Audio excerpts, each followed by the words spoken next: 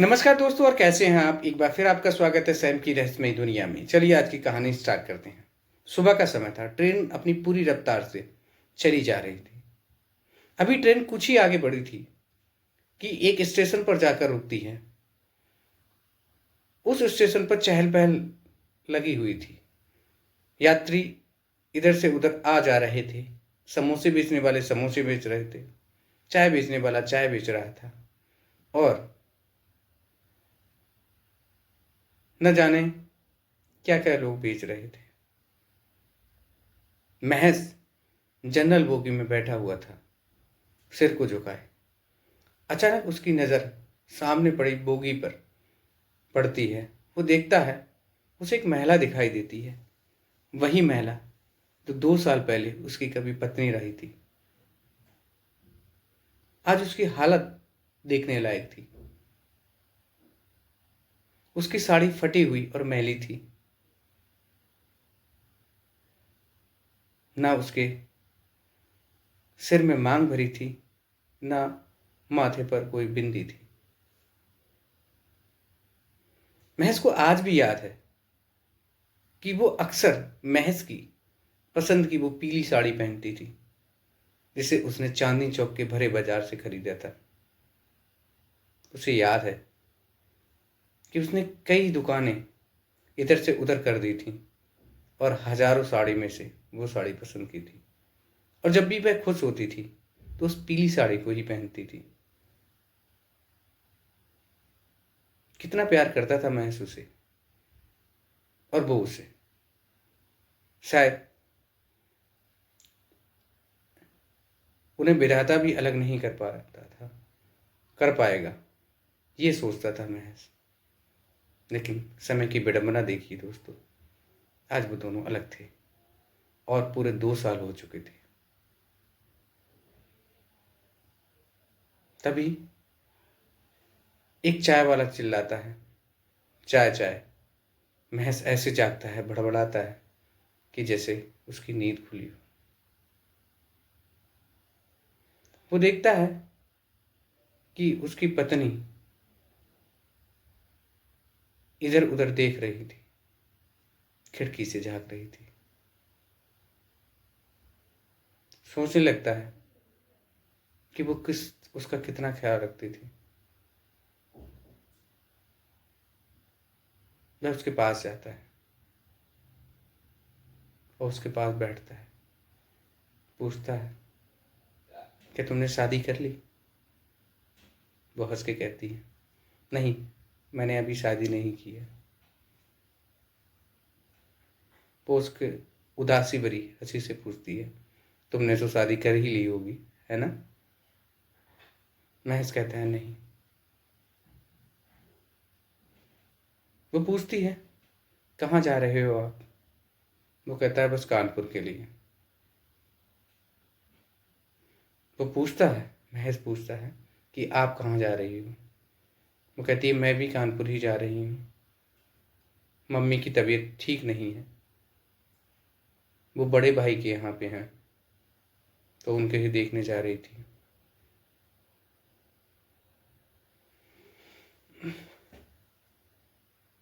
महज पूछता है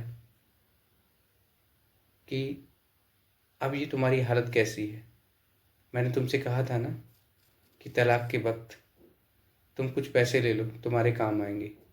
लेकिन तुम तो खुद कर्ज हो, तुमने वो पैसे नहीं लिए। महज की पत्नी कहती है, मैं कैसे ले लेती? मैं जानती हूँ तुमने बड़ी मेहनत से वो पैसे कमाए थे और एक एक रुपए करके जोड़ा था। तुम वो पैसे कैसे ले सकती थी? महज थोड़ा सा बेमनी से हंस के कहता है, आप देख रही हो ना कैसी हालत हो गई है अब तुम्हारी। अच्छा छोड़ो, बताओ अब तुम क्या काम करती हो और कैसे तुम्हारा परिवार चल रहा है? वो महज की पत्नी कहती है कि कुछ नहीं, एक प्राइवेट स्कूल में मैं पढ़ा रही हूँ, मुझे 6,000 रुपये मिल जाता है, उसी से मेरा गुजर बसर हो जाती है। तुम बताओ तुम्हारा कैसे चल रहा है? नई पत्नी, नए बच्चों के बारे में। महज कहता है मैंने अभी शादी नहीं की है।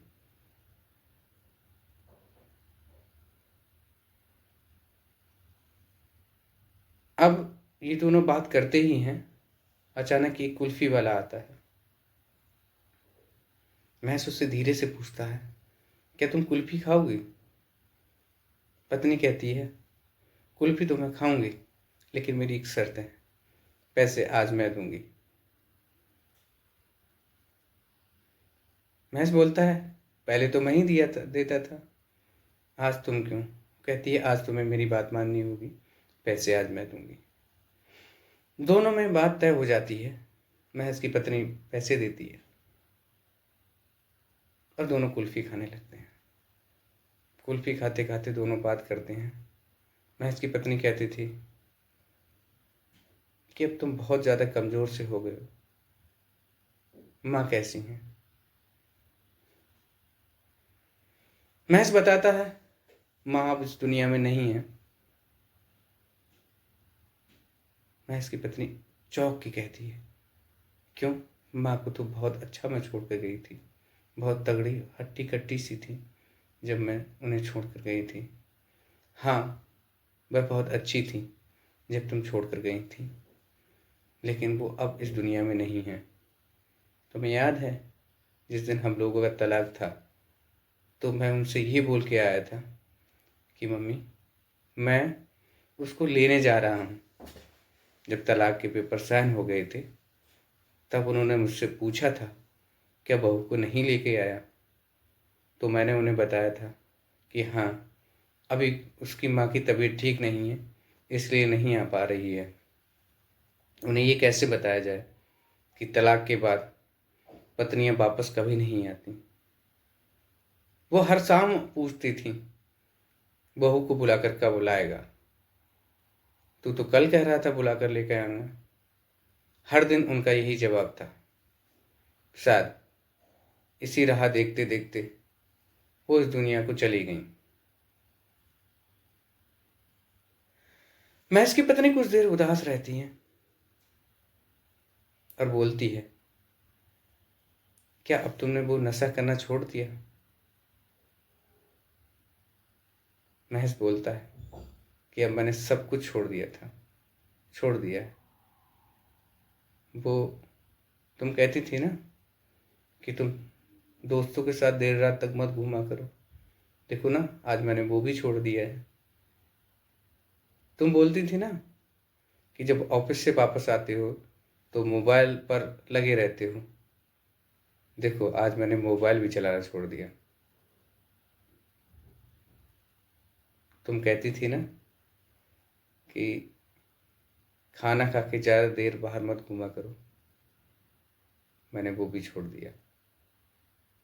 तुम कहती थी ना कि दोस्तों के साथ दारू मत पीना, मैंने वो भी छोड़ दिया। आज मैंने सब कुछ छोड़ दिया। महज की पत्नी उदास, शायद थोड़ी आंखों में नमी थी, कहती है, अब क्या फायदा इन सब चीज़ों का? महज कहता है कि शायद अब मुझे इन चीज़ों का एहसास हो गया है, अब मैंने सब कुछ छोड़ दिया है।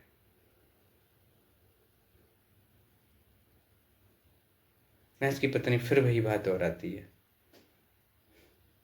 अगर वक्त रहते तुम ये सब छोड़ देते तो आज मेरे भी बच्चे होते। तुम्हें याद है तुम जो कलेश करते थे, उस वजह से मेरे 2 गर्भपात हो गए थे।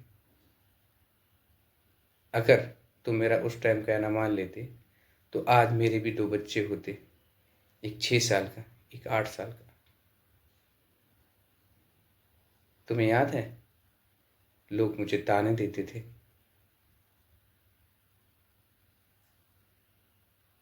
लोग मुझसे पूछते थे कि कब हमें खुशखबरी दोगी।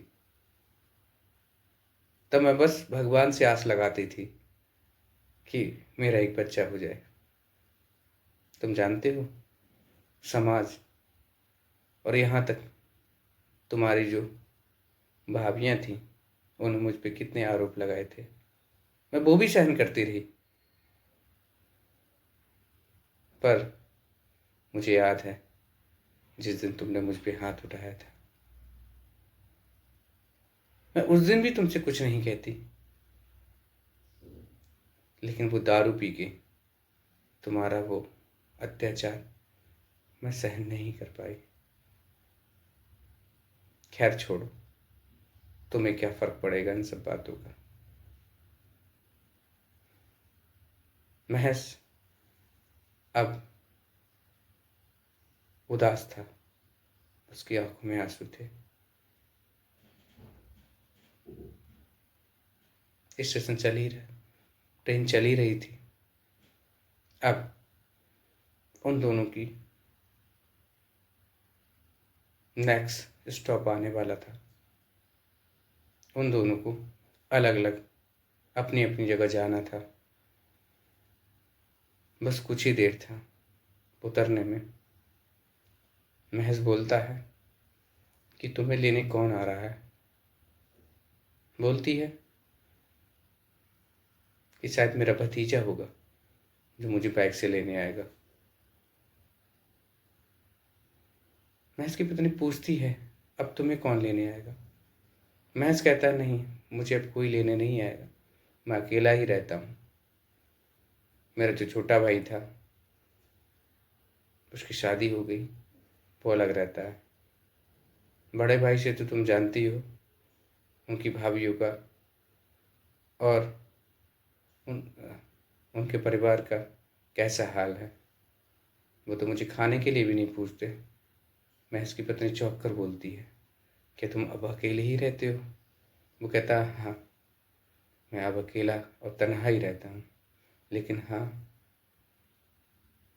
अब मैं दारू या दोस्तों के साथ नहीं घूमता। हाँ, अब मोबाइल चलाना भी छोड़ दिया है मैंने। एक बार फिर उसके पास बैठता है और महज बोलता है क्या लौट चले, क्या तुम मुझे माफ़ नहीं करोगे, क्या हम वापस लौट चलें अपनी ज़िंदगी में। देखो ना, मैं सब कुछ भूल चुका हूँ, एक बार फिर मुझे माफ़ कर दो ना। इस बार महज की पत्नी कुछ नहीं बोलती है। स्टेशन पर दोनों उतरते हैं। देखते हैं महज की पत्नी का भतीजा सामने बाइक से खड़ा था। उधर महज अपना बैग लिए खड़ा था। महज की पत्नी बस कुछ ही दूर चली थी अपने भतीजे के पास। महज उसे देखता रहा, शायद वो वापस लौट आए। महज की पत्नी बाइक पर बैठती है और बस कुछ ही दूर पड़ी थी। वो इशारा देती है। बाइक रुकती है, वो उतरती है। इस बार महज के जोर से गले लगती है और बोलती है कि चलो अब हम एक साथ अपने घर में रहेंगे और नई शुरुआत करेंगे। दोस्तों, आज के लिए बस इतना ही। कल फिर मिलेंगे। धन्यवाद।